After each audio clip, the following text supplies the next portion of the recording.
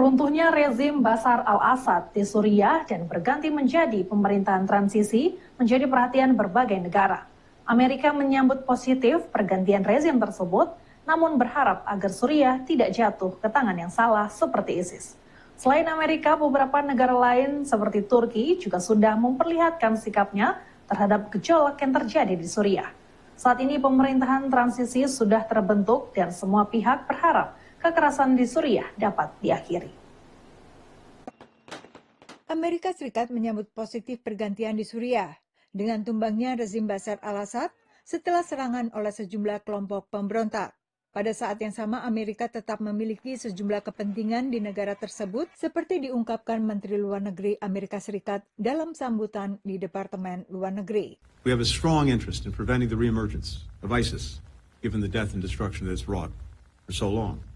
We have a clear interest in ensuring that whatever weapons of mass destruction or components are left in Syria do not fall into the wrong hands. We have a clear interest in doing what we can to avoid the fragmentation of Syria, mass migrations from Syria, and, of course, the export of terrorism and extremism.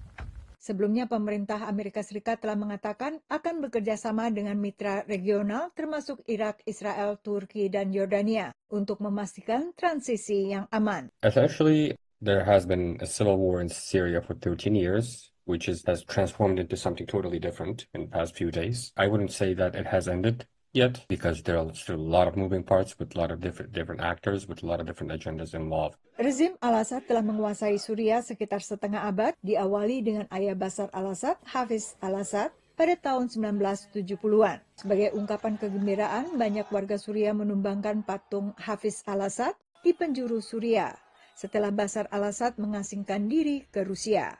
Komandan kelompok pemberontak Abu Muhammad al-Jolani kini menjadi pemimpin terkuat bila bukan pemimpin de facto bagi Suriah. Ia telah menjanjikan mengakhiri pengaruh Iran di negaranya dan bertekad membuka lembaran baru. Kelompok pimpinan Jolani, Hayat Tahrir al-Sham, dulu dikenal sebagai Front al-Nusra yang terafiliasi Al-Qaeda. Meski Jolani belakangan menampilkan wajah moderat, tokoh pemberontak yang juga dikenal sebagai Muhammad al-Jalani ini masih masuk daftar orang yang dicari oleh Departemen Luar Negeri Amerika Serikat terkait terorisme dengan imbalan hingga $10 juta.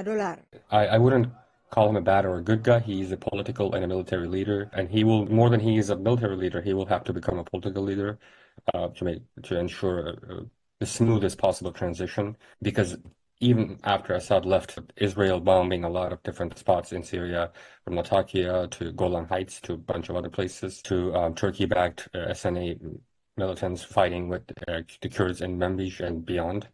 So there's still infighting within Syria. Seperti banyak negara lainnya, Indonesia juga menginginkan transisi Suriah ke sebuah pemerintahan baru yang inklusif. Harapan saya tentu saja sama dengan pemerintah Indonesia. Kita mengharapkan bahwa pemerintahan yang baru adalah pemerintahan yang inklusif, demokratis, dan damai yang mengutamakan kepentingan dan keselamatan rakyat Suriah dan tentu saja sambil menjaga kedaulatan, kemerdekaan, dan integritas wilayah. Perkembangan di Suriah mengakhiri penguasaan oleh minoritas Syiah Alawiyah, aliran yang dianut Bashar dan ayahnya Hafiz al-Assad. Suriah sendiri memiliki beragam kelompok agama dengan mayoritas Sunni dan minoritas Syiah, serta Kristiani dan Druze. Sementara secara etnis, ada mayoritas Arab dan minoritas Kurdi, selain minoritas lebih kecil lagi seperti Assyria dan Turkoman.